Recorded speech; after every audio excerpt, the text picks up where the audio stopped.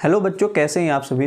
I hope आप लोग बहुत अच्छे होंगे और आपकी पढ़ाई बहुत अच्छी चल रही होगी। लास्ट क्लास में हमने डिस्कस किया था कि वेव्स के क्या क्या टाइप्स हैं। आज हम इस वीडियो में देखेंगे कि साउंड के क्या क्या कैरेक्टरिस्टिक्स हैं, जैसे फ्रीक्वेंसी, टाइम पीरियड, एम्पलीट्यूड, इन सब चीज़ों के बारे में हम डिस्कस करेंगे। स्टार्ट करते हैं हम सबसे पहले फ्रीक्वेंसी से। ये बहुत इंपॉर्टेंट टर्म्स हैं जिन्हें आपको आना चाहिए। स्टार्ट कर रहे हैं बच्चों फ्रीक्वेंसी से। समझते हैं कि फ्रीक्वेंसी क्या होती है।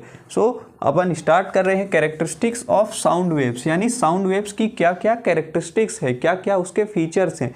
सबसे पहले हम देखते हैं फ्रीक्वेंसी से। फ्रीक्वेंसी यानी कि number of oscillations in 1 second. 1 second में कितनी बार आप ऑसिलेट कर रहे हैं, कितनी बार आप ऑसिलेटरी मोशन कर रहे हैं, उसे हम बोलेंगे उसकी फ्रीक्वेंसी। ऑसिलेशन यानी कि अपनी ही पोजीशन से टू एंड फ्रो मोशन करना। आप एक इसको एग्जांपल से समझ सकते हैं, पेंडुलम के एग्जाम्पल से आप इसको समझ सकते हैं ऑसिलेटरी मोशन को। अगर आप इसे मीन पोजीशन मानेंगे, मीन पोजीशन यानी जो सबसे पहले पोजीशन होती है, स्टार्टिंग पोजीशन, रेस्ट पोजीशन जो है, अगर यहाँ पर मीन पोजीशन से तो यहाँ पर इसने इस तरह से मोशन किया और फिर इस तरह से इसने फिर से मोशन किया। ये जो आपने ये और यहाँ पर मीन पोजीशन और यहाँ पर ये और फिर से यहाँ पर मीन पोजीशन, ये जो एक कंप्लीट ऑसिलेशन हुआ, एक कंप्लीट साइकिल जो है यहाँ पर हुई, इसे हम बोलेंगे एक कंप्लीट ऑसिलेशन। कंप्लीट ऑसिलेशन हुआ और इसी ऑसिलेशन को हम बोलेंगे फ्रीक्वेंसी। अगर एक ऑसिलेशन हुआ 1 सेकेंड में तो उसे हम बोलेंगे 1 हर्ट्ज। तो अगर आपका पेंडुलम बहुत ही फास्ट है, मान लीजिए बहुत ही फास्ट है, अगर 1 सेकेंड से ज़्यादा, अगर 1 सेकेंड में उसने 50 बार या 100 बार अगर इसने इस तरह से मीन पोजीशन पर अगर इसने अपना मोशन किया, तो उसको हम बोलेंगे कि वहाँ पर फ्रीक्वेंसी जो है वो 50 हर्ट्ज हो जाएगी या फिर 100 हर्ट्ज हो जाएगी।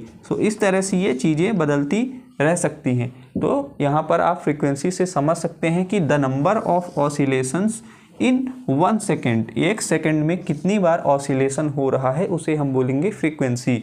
और ऑसिलेशन का मतलब कंप्रेशन एंड रेयर फ्रैक्शन। तो यहाँ पर कंप्रेशन और रेयर फ्रैक्शन, अगर 1 सेकेंड में एक कंप्रेशन और एक रेयर फ्रैक्शन हुआ तो उसे हम बोलेंगे एक फ्रीक्वेंसी, यानी 1 हर्ट्ज की फ्रीक्वेंसी यहाँ पर है। तो एसआई यूनिट क्या है फ्रीक्वेंसी की? हर्ट्ज। इसे हम HZ से रिप्रेजेंट करते हैं। फ्रीक्वेंसी का एसआई यूनिट क्या हो गया? हर्ट्ज। तो इसे हम HZ से रिप्रेजेंट करते हैं। हर्ट्ज ये एसआई यूनिट हो गई फ्रीक्वेंसी की। फ्रीक्वेंसी को हम बच्चों इस तरह से रिप्रेजेंट करते हैं। ये जो आप देख रहे हैं साइन, ये V नहीं है, ये हल्का सा V को ट्विस्ट कर दिया गया है, हल्का सा मोड़ दिया गया है, कर्व दे दिया गया है, या फिर हम इसे स्मॉल f से भी रिप्रेजेंट कर सकते हैं। फ्रीक्वेंसी के बच्चों इस तरह से रिप्रेजेंट किया जाता है।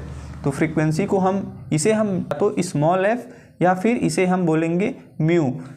फ्रीक्वेंसी को हम इस तरह से रिप्रेजेंट कर सकते हैं। यहाँ पर एक स्मॉल f हो गया, इस तरह से भी रिप्रेजेंट कर सकते हैं, किसी किसी बुक में स्मॉल f से रिप्रेजेंट किया जाता है। बच्चों इस वीडियो को अभी हम दोबारा रिकॉर्ड कर रहे हैं क्योंकि बीच में कॉल आ गया था और ये वीडियो अपने आप ही बंद हो गई थी, रिकॉर्डिंग बंद हो गई थी।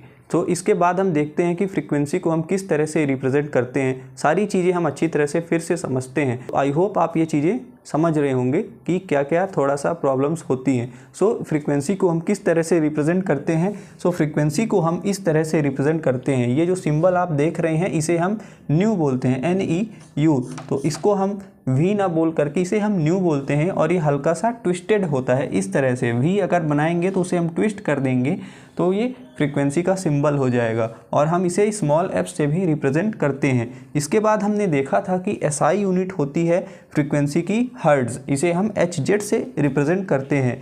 इसके बाद आप देखिए कि पिच क्या होता है। पिच का मतलब होता है कि जिस तरह से आपका ब्रेन जो है वो साउंड को इंटरप्रेट करे। पिच का मतलब होता है कि आपका ब्रेन जो है वो किस तरह से साउंड को इंटरप्रेट कर रहा है। मान लीजिए कि अगर हाई फ्रीक्वेंसी है, बहुत ज़्यादा हाई फ्रीक्वेंसी है, तो वहाँ पर वॉइस कैसी होगी? वो श्रिल वॉइस होगी और उसकी जो पिच होगी वो बहुत ज़्यादा हाई पिच होगी। वहाँ पर श्रिलनेस होगा, बहुत ज़्यादा सुरीली आवाज़ होगी, बहुत ही पतली आवाज़ होगी। और अगर लो फ्रीक्वेंसी होगा तो वहाँ पर लोअर पिच होगा, यानी कि वहाँ पर जो पिच है, साउंड की जो पिच है वो बहुत ही कम होगी और आवाज़ कैसी होगी, साउंड कैसी होगी, वो भारी होगी। इस तरह से आपने यहाँ पर देखा, पिच का मतलब हुआ कि हमारा ब्रेन किस तरह से साउंड को इंटरप्रेट करता है। इसके एग्जांपल्स हमने देखे थे। एक वायलिन, जिसमें हमने देखा था कि वायलिन की हायर पिच होती है और वहाँ पर हाई फ्रीक्वेंसी की वजह से हायर पिच होती है। इसी तरह वुमेन के केस में भी बच्चों वहाँ पर फ्रीक्वेंसी बहुत ज़्यादा होती है, उनकी आवाज़ जो है वो बहुत ज़्यादा हाई पिच्ड वॉल्यूम या फिर हाई पिच्ड साउंड वहाँ पर होती है। इसके बाद ड्रम को अगर आप बजाएंगे, ड्रम को अगर आप बीट करेंगे तो वहाँ पर लो पिच होती है और साथ में मेन के केसेस में भी बच्चों आवाज़ जो है वो हैवी मेन के केस में भी बच्चों आवाज़ जो है वो हैवी होती है, वहाँ पर उनकी पिच लो होती है क्योंकि वहाँ पर फ्रीक्वेंसी भी कम होती है। फिर इसको हमने समझा था एक डायग्राम के थ्रू, एक हमने ग्राफ बनाया था जिसमें हमने प्रेशर वर्सेस टाइम का ग्राफ बनाया था। सो यहाँ पर आप यदि देखें यहाँ पर आप देखेंगे कि यदि टाइम पीरियड यदि ज़्यादा है तो फ्रीक्वेंसी जो है वो कम हो जाएगी, यानी फ्रीक्वेंसी अगर कम है तो टाइम पीरियड ज़्यादा होगा। तो यहाँ पर हाई फ्रीक्वेंसी वेव है और यहाँ पर बच्चों यहाँ पर आप देखेंगे कि लो फ्रीक्वेंसी वेव है। तो इसके बारे में हम और अच्छी तरह से समझेंगे, आपको समझाएंगे कि ये पीरियड क्या है। तो इस तरह से हमने अभी तक फ्रीक्वेंसी के बारे में देख लिया। अब नेक्स्ट वीडियो में बच्चों हम एम्पलीट्यूड के बारे में अच्छी तरह से समझेंगे।